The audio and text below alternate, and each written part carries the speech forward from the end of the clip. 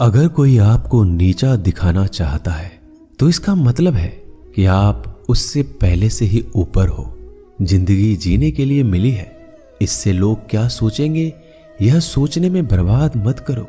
किसी के बुरे वक्त में उसका हाथ पकड़ो, सहारा दो, उसे हिम्मत दो, क्योंकि बुरा वक्त थोड़े समय में चला जाएगा लेकिन वह आपको दुआ जिंदगी भर देता रहेगा।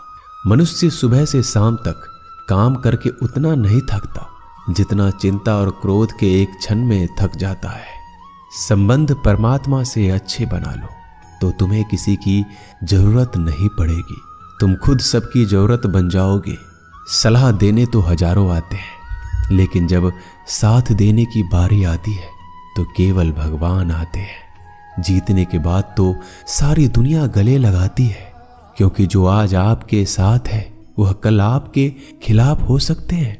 बिना मतलब के कोई आपकी इज्जत नहीं करेगा, लेकिन खुद को इतना काबिल बनाओ कि लोग बिना मतलब के भी आपका इज्जत करें।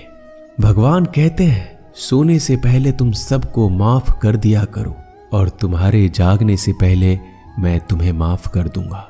भगवान ऑक्सीजन की तरह है जिन्हें आप देख नहीं सकते, लेकिन उसके बिना आप रह भी नहीं सकते। कोई और तुम्हारी मदद नहीं कर सकता, अपनी मदद स्वयं करो। आप खुद के सबसे अच्छे मित्र हैं और सबसे बड़े दुश्मन भी। इंसान तब समझदार नहीं होता जब वह बड़ी बातें करने लगे, बल्कि समझदार तब होता है जब वो छोटी छोटी बातों को समझने लगे। आप किस समय सही थे इसे कोई याद नहीं रखता, लेकिन आप किस समय गलत थे ये सब याद रखते हैं। सब दुख दूर होने के बाद ही मन प्रसन्न होगा। यह आपका भ्रम है। मन प्रसन्न रखो, सब दुख दूर हो जाएंगे। यह हकीकत है। किसी भी व्यक्ति की कोई भी बात बुरी लगे तो दो तरह से सोचो। यदि व्यक्ति महत्वपूर्ण है तो भूल जाओ, और बात महत्वपूर्ण है तो व्यक्ति को भूल जाओ। रिश्तों का संबंध सिर्फ रक्त से नहीं होता। जो मुसीबत में हाथ थाम ले उससे बड़ा कोई रिश्ता नहीं होता। भगवान कहते हैं तुम सब कुछ मुझे सौंप दो, सारा दर्द परेशानी, और बिल्कुल हल्के होकर मुझे याद करो। धीरे धीरे तुम्हारा जीवन बदल जाएगा। हर रोज रात को सोने से पहले भगवान को अपनी पूरी दिनचर्या बता के सोएं। अगर आपके द्वारा किसी का दिल दुखा है तो मन ही मन उससे माफी मांगे। अगर आपका किसी ने दिल दुखाया है तो उसे माफ करके सारी चिंताएं भगवान को सौंप कर सो जाए। यकीन मानिए इससे आपकी जिंदगी खुशनुमा बन जाएगी। क्रोध बोला हुआ एक शब्द इतना जहरीला हो सकता है कि आपकी हजार प्यारी बातों को एक मिनट में नष्ट कर सकता है। सबको हंसाना लेकिन किसी पर भी हंसना मत। सबके दुख बांटना लेकिन किसी को दुखी मत करना। सबकी राह में दीप जलाना लेकिन किसी का दिल जलाना मत। यही जीवन की रीत है। जैसा बोओगे वैसा ही पाओगे। दुआएं और प्रार्थनाएं असंभव को भी संभव बना देती है। ईश्वर को ना हमारे तन की जरूरत है ना धन की, उसको तो बस पवित्र मन की जरूरत है। इसलिए वो हमें कुछ भी छोड़ने के लिए नहीं कहता, बस कहता है बच्चे मन से विकार छोड़ो, गंदे विचार छोड़ो। जो आने वाला है वो हमेशा गुजरे हुए कल से बेहतर होगा। यही एक सोच आपके जीवन में कभी निराशा नहीं होने देगी। झूठ कितना अजीब है, खुद बोलो तो अच्छा लगता है, दूसरे बोले तो गुस्सा आता है। खुशियां चाहे किसी के साथ भी बांट लो, पर गम हमेशा भरोसेमंद इंसान के साथ ही बांटना चाहिए। जीवन में समय चाहे जैसा हो, परिवार के साथ रहो तो सुख बढ़ जाता है, दुख हो तो बढ़ जाता है। सच्चा मित्र वही है जो उस समय में भी आपके साथ खड़ा हो जब सारी दुनिया आपके खिलाफ हो। आपके पास जितना भी है उसके लिए बार बार दिल से धन्यवाद कहें, हर वक्त कहें। यकीन मानिए जितना भी है वो जल्दी कई गुना हो जाएगा। प्रार्थनाएं और ध्यान इंसान के लिए बहुत जरूरी है, क्योंकि प्रार्थना में भगवान आपकी बात सुनते हैं और ध्यान में आप भगवान की बात सुनते हैं। श्री कृष्ण से कितना कुछ छूटा। पहले माँ छूटी, फिर पिता छूटे, फिर जो नंद किशोर मिले वो भी छूटे, संग साथी छूटे, राधा भी छूटी, गोकुल छूटा, फिर मथुरा छूटा। श्री कृष्ण से जीवन भर कुछ ना कुछ छूटता ही रहा।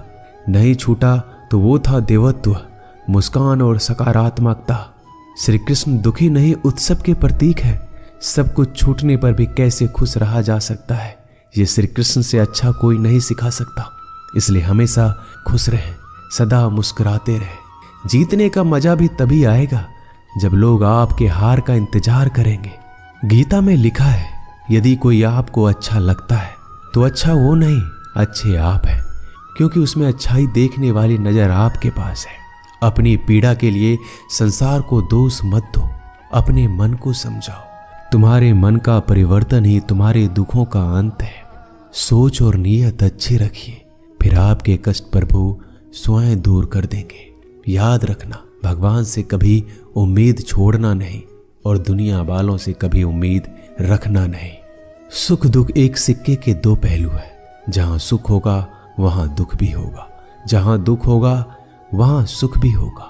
इसलिए सुख दुख के बारे में बिना सोचे निरंतर अपने लक्ष्य को प्राप्त करने के लिए प्रयास करते रहना चाहिए। एक बात हमेशा याद रखना, किसी के सामने गिड़गिड़ाने से ना मोहब्बत मिलती है ना इज्जत। इसलिए अपने स्वाभिमान को जिंदा रखो। कोई अगर आपकी किस्मत में होगा तो आपके पास खुद ही चलकर आएगा। दूसरों को हराने का मौका मत दो, बस खुद को आगे ले जाने की जिद पालो। कभी हार ना मानने की आदत ही एक दिन जीतने की आदत बन जाती है। सिर्फ दो चीजें मनुष्य के भाग्य का निर्माण करती है। पहला, स्वभाव। अगर आपके स्वभाव में अच्छाई, विनम्रता और गुण है तो आपका भाग्य चमकेगा। अगर आपका स्वभाव क्रोधी है, आलसी है, तो आपका भाग्य बिगड़ना अनिवार्य है। इसलिए अपने स्वभाव को मधुर और आकर्षित बनाइए। दूसरा, आपकी वाणी। बोलना तो आदमी 2.5 साल की उम्र में ही सीख जाता है, परंतु कब, कहां और कैसे बोलना है उसे यह जिंदगी भर भी नहीं समझ पाता। जिसे ये बोलना आ गया कि कब, कहां और कितना बोलना चाहिए, समझ लो उसे सफल होने के लिए कोई नहीं रोक सकता। पिता से बड़ा कोई सलाहकार नहीं, माँ की छांव से बड़ी कोई दुनिया नहीं, भाई से अच्छा कोई भागीदार नहीं और बहन से बड़ा कोई शुभ चिंतक नहीं। इस मतलबी दुनिया से कोई मतलब ना रखो, और मतलब रखना है तो अपने मतलब से मतलब रखो। दुआएं मांगने से किसका भला होता है, मिलता तो वही है जो हमने बोया होता है। तुम नीचे गिर के देखो, कोई नहीं आएगा उठाने। तुम जड़ा उड़कर तो देखो, सब आएंगे गिराने। एक बात हमेशा याद रखना, अगर शराब की दुकान पर बैठकर दूध पियोगे तो तुम्हें शराबी का ही दर्जा मिलेगा, और किसी मंदिर में बैठ के पानी भी पियोगे तो तुम्हें एक संत का दर्जा दिया जाएगा। इसलिए आप किसके साथ उठते बैठते हो ये बहुत मायने रखता है। दोस्तों, आशा करता हूं कि आपने इस वीडियो से बहुत सारी सीख ली होगी। मिलते हैं जल्दी एक नए ज्ञानवर्धक वीडियो में। धन्यवाद। अपना ख्याल रखिएगा।